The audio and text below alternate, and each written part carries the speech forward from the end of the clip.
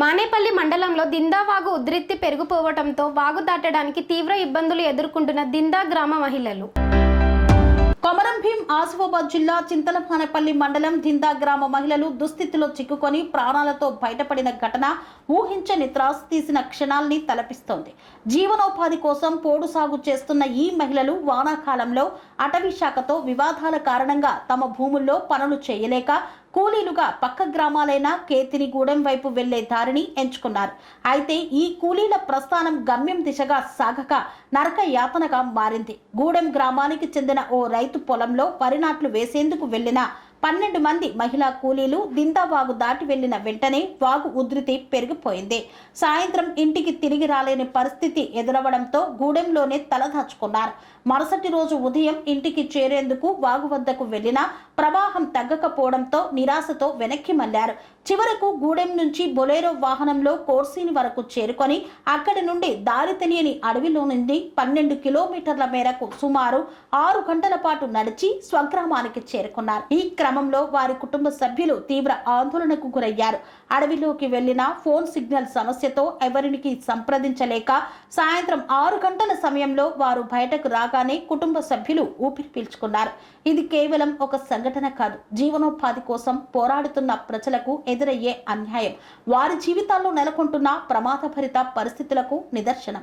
దారులు లేక మహిళలు అడవుల్లో నడవాల్సిన పరిస్థితి ఎందుకు వచ్చింది? పోడు భూములకు అటవీ అధికారులు న్యాయం ఎందుకు చేయలేకపోతున్నారు? ఇలాంటి అనర్థాల నివారణకు జిల్లా యంత్రాంగం తీసుకున్న చర్యలు ఏమిటి? ఇలా వాగులు దాటి జీవించాల్సిన మహిళలకు రక్షణ కల్పించాల్సిన బాధ్యత పాలకులదే కాదా? ప్రాణాలు గాలిలో పెట్టుకొని పోడు భూముల కోసం నడిచే పాదయాత్రలు ఇది ఏ దేశ అభివృద్ధికి గుర్తు అనే ప్రశ్న తప్పదుగా ఇప్పటికీ అయినా అటవీ అధికారులు స్పందించి దిందా పోడు రైతులకు న్యాయం చేయాలని రైతులు కోరుతున్నారు.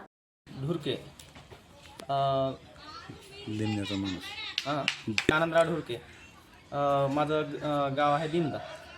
तर मी दिंद्यामध्ये नाही का हे शेती करताना यावर्षी झालेलं नाही का कंडिशनमध्ये हे जे फॉरेस्टवाल्यांचे आहे ना त्यांच्या हुकुमतीमध्ये नाही का आमचं थोडं लॉस झालं. त्यांनी काही आपलं काही शेती करण्यासाठी नाही का आम्हाला काही वाव दिलेलं नाही. म्हणून आम्ही आता पोटापाण्यासाठी आपण ह्या गावावरून नाही का दुसऱ्या गावावर नाही का जावं लागत आहे. तरी आम्ही बुधवारी मी आणि माझ्यासोबत होते काही बाया त्यांना घेऊन नाही का रोजीसाठी गेलो होतो आम्ही कुठं गुड्यामध्ये. तर गुड्यामध्ये जाताना नाही का आम्ही इथं थोड्या पाण्यामधूनच गेलो, कारण म्हणजे आम्हाला कसंही करून पैसा कमवावंच लागते ना. इथं तर शेतीचं काहीच नाही, आता एक शेतीशिवाय आपल्याला काही पोटापाण्याचं साधन बी नाही. म्हणूनच नाही का मी गुड्यामला नाही का यांच्यासोबत नाही का एक मजुरीसाठी नाही का यांच्यासोबत गेलो होतो. मी जाताना नाही का पाण्यामधूनच गेलो आम्ही. जाताना गेलो, परंतु नाही का त्या दिवशीच नाही का जवळपास 11च्या दरम्यानमध्ये पावसाचा जोर सुरू झाल्याबरोबर आमचं नाला भरून येते आणि आम्हाला नाल्याची कंडिशन आहे म्हणून नाही का माहीतच आहे दिंड्यामध्ये. तर लगेच नाही का जसं पाऊस येत आहे तसंच नाही का आम्ही निघलो, परंतु तिथून जवळपास नाही का तिथून एक 10 ते 12 किलोमीटर अंदाजे तिथून एवढ्यात नाही का ते आपलं रपटा पडते, हे केतनी रपटा म्हणजेच पुलिया, केतनीचा पुलिया. तर तेवढ्यात नाही का आम्ही येतो म्हणत तेवढ्यात नाही का तयारी होईपर्यंत नाही का आपलं पूर्ण नाला पॅक झाला होता. मग आता कसं करावं म्हणून नाही का आम्ही त्या दिवशी सायंकाळ कसे बसे नाही का अमुक व्यक्तीच्या घरी नाही का आम्ही तिथेच पोटा पाण्याचं साधन म्हणून नाही का त्याच ओल्या कपड्यावर नाही का आम्ही तिथंच होतो. एक रात्र कसे बसे काढलो. आता दुसऱ्या दिवशी तर कंपल्सरी येणेच आहे आता. आणि काही बायांचे म्हणजे मुलं बाळं होते लहान, तर त्यामध्ये नाही का कंपल्सरी आम्हाला इथं दिंड्यामध्ये पोहोचणं गरजेचं होतं. परंतु नाला काही कमी होण्याचं काही शक्यता नव्हती. म्हणून नाही का आम्ही त्या मार्गाशिवाय नाही का एक आम्हाला बांडेपल्ली म्हणून नाही का ते तिथून कोरसणीवरून नाही का जवळपास एक 20 किलोमीटरचं अंतर पडते, परंतु त्या जंगलामधून यावं लागते आम्हाला. खूप त्रासाची गोष्ट आहे ते, कारण म्हणजे इथं नालाच आहे ना, नाल्यामधून पार होणं आणि दिंड्यामध्ये पोहोचणं हे काही शक्यच नव्हतं हे गोष्ट. म्हणून नाही का मी काय विचार केलो, या 12 बायांना घेऊन, आणि मी एक माणूस होतो मी, म्हणून नाही का त्या 12 बायांना घेऊन नाही का मी हे बांडेपल्ली एरियामधून नाही का दिंडा पोहोचण्यासाठी नाही का मी इथं येण्याचा प्रयत्न करत होतो. तेवढ्यात नाही का तिथं आम्ही जवळपास 10 वाजता गंगापूरमध्ये उतरून नाही का जंगलाची वाट नाही का घेऊन येत होतो. येताना नाही का आम्हाला काही रस्त्याचं काही हे निश्चित म्हणजे रस्त्याचं माहीत नव्हतं आणि आम्ही तसं फोन करतच नाही का निघलो होतो. परंतु रस्ता नाही का चुकल्यामुळे आम्ही जवळपास नाही का 10 वाजता निघलेले माणसं आम्ही जवळपास नाही का 6 ते 7 घंटे नाही का त्यामध्येच रानामध्येच नाही का भटकत होतो.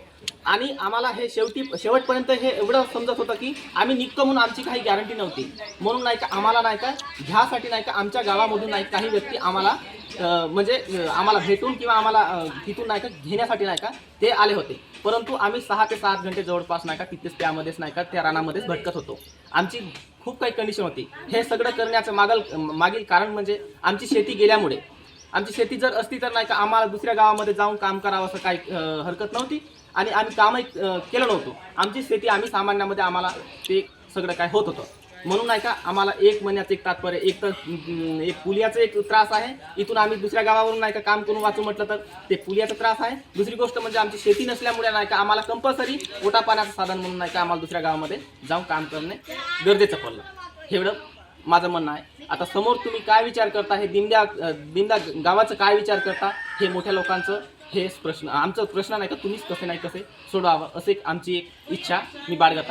కన్స్ట్రక్షన్ రంగాలలో దశాబ్దపు అనుభవంతో కస్టమర్ల మరియు శ్రేయోభిలాషుల మన్ననలను నమ్మకాన్ని గెలుపొందిన సంస్థ విఆర్ఆర్ కన్స్ట్రక్షన్స్. నాణ్యతకు నమ్మకానికి మారుపేరు VRR constructions. Independent houses, apartments, villas అన్ని రకాల హంగులతో అలరించే అద్భుతమైన వెంచర్స్ తో పాటు అందరికీ అందుబాటు ధరలో సొంత ఇంటి కలను సాకారం చేసే నమ్మకమైన సంస్థ VRR constructions. Please visit VRR Constructions, Varatex Plaza near Radhika Theatre, ECL X Road, Hyderabad. Call to 9100885551 9100885559.